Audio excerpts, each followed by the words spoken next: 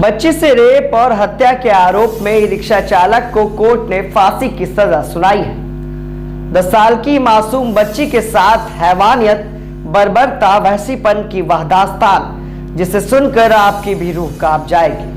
भला हो हमारे देश की न्यायपालिका और सरकारी वकीलों का, जहां पर मजलूम असहाय को न्याय सिर्फ और सिर्फ न्यायपालिका से ही मिलता है, जिसमें पुलिस प्रशासन की सबसे बड़ी भूमिका होती है।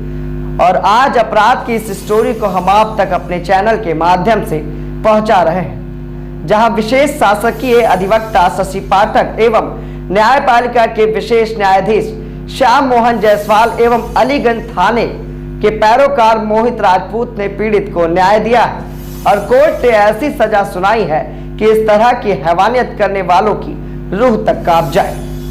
लखनऊ के पॉक्सो कोर्ट ने 46 पन्नों के आदेश में कहा कि केदारनाथ राठौर ने ऐसी बर्बरता, हैवानियत, अमानवीयता और वहशीपन दिखाया है जिससे वह किसी भी प्रकार से सहानुभूति पाने का अधिकारी नहीं है। वह समाज के लिए एक खतरा बन चुका है। अगर उसे अधिकतम सजा से दंडित नहीं किया जाए तो समाज में गलत संदेश जाएगा। 17 मार्च 2016 को 10 साल की बच्ची के गायब होने का मामला अलीगंज थाने में दर्ज हुआ था। मासूम की हत्या बच्चों को स्कूल ले जाने वाले ई रिक्शा चालक केदारनाथ राठौर ने की थी। राजधानी के अलीगंज इलाके से 10 साल की बच्ची को अगवा कर दुष्कर्म करने और फिर हत्या कर शव को बोरी में भरकर फेंकने वाले हत्यारोपित ई रिक्शा चालक केदारनाथ राठौर को दोषी मानते हुए कोर्ट ने फांसी की सजा सुनाई है। पॉक्सो एक्ट के विशेष न्यायाधीश श्याम मोहन जायसवाल ने दोषी पर 1,20,000 रुपए का जुर्माना भी लगाया है। हालांकि हाईकोर्ट से मृत्यु दंड पर फैसले को लेकर केदारनाथ की फांसी को लटकाने का आदेश स्थगित कर दिया गया है। गौरतलब है कि 17 मार्च 2016 को 10 साल की बच्ची के गायब होने का मामला अलीगंज थाने में दर्ज हुआ था, जिसके बाद मासूम का शव छिन्नीलाल चौराहे के पास बोरे में मिला था। मासूम की हत्या बच्चों को स्कूल ले जाने वाले ई रिक्शा चालक केदारनाथ राठौर द्वारा की गई थी। दोषी ने मासूम को अगवा कर उसके मुंह में कपड़ा ठूस कर दुष्कर्म किया, फिर उसका गला घोट कर हत्या कर दी। कोर्ट ने अपने आदेश में कहा कि केदारनाथ ने इस तरह की बर्बरता, हैवानियत, अमानवीयता और वहशीपन दिखाया है कि वो किसी भी तरह के सहानुभूति का अधिकारी नहीं। जानकारी के मुताबिक शासकीय अधिवक्ता फौजदारी मनोज त्रिपाठी द्वारा इस केस की प्रभावी पैरवी की जिम्मेदारी विशेष शासकीय अधिवक्ता शशि पाठक को दी गई थी। जजमेंट में दर्शाया गया है कि मामले की रिपोर्ट वादी ने 17 मार्च 2016 को थाना अलीगंज में दर्ज कराई थी। इसमें बताया था कि उसकी 10 साल की पुत्री 16 मार्च की रात 10 बजे घर से कहीं चली गई है। काफी तलाशने पर भी उसका कुछ पता नहीं चला। इसी दिन वादी ने पुलिस को दूसरी तहरीर दी। यह घटना लखनऊ की सबसे बड़ी घटना कही जा रही थी, क्योंकि एक 10 वर्ष की मासूम बच्ची के साथ दुष्कर्म और हैवानियत हुई थी। उस समय के तत्कालीन पुलिस अधीक्षक राजेश पांडे ने तत्परता दिखाते हुए प्रभावी कार्यवाही के पुलिस प्रशासन को आदेश दिए थे और कई सीसीटीवी फुटेज भी खंगाले गए।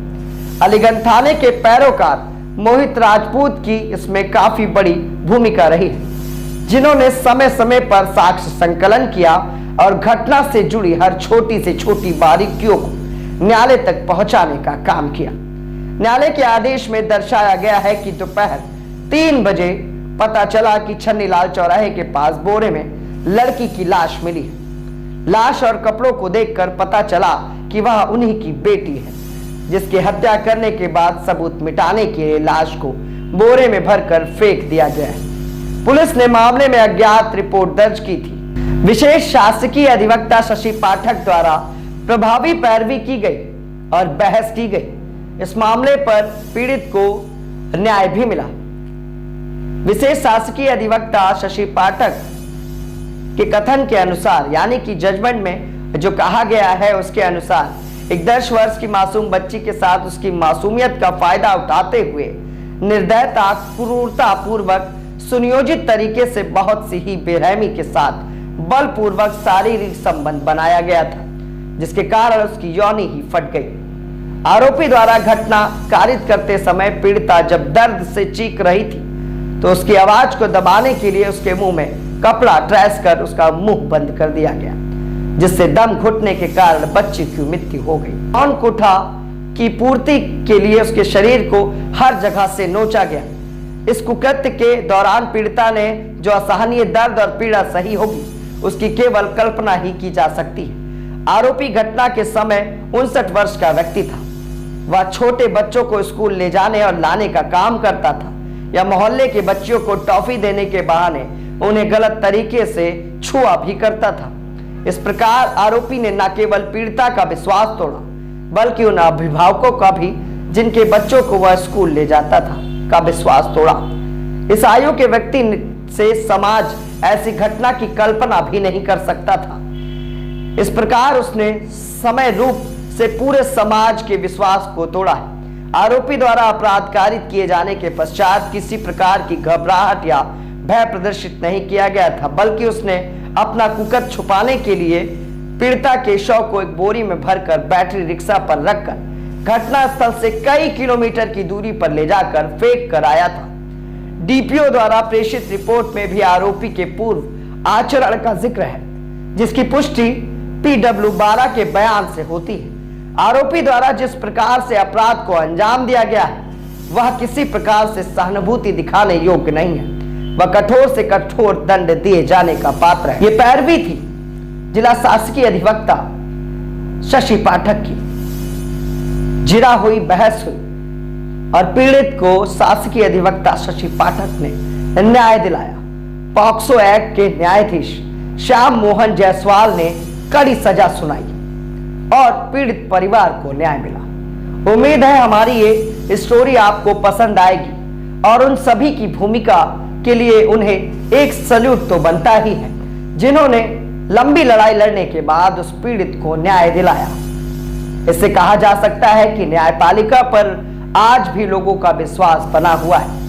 हमारी ये स्टोरी आपको कैसी लगी कमेंट बॉक्स में जरूर बताइएगा और अगर हमारी स्टोरी आपको अच्छी लगी या आपके दिल को छू गई तो इस वीडियो को दूर दूर तक शेयर करें। आज के लिए बस इतना ही।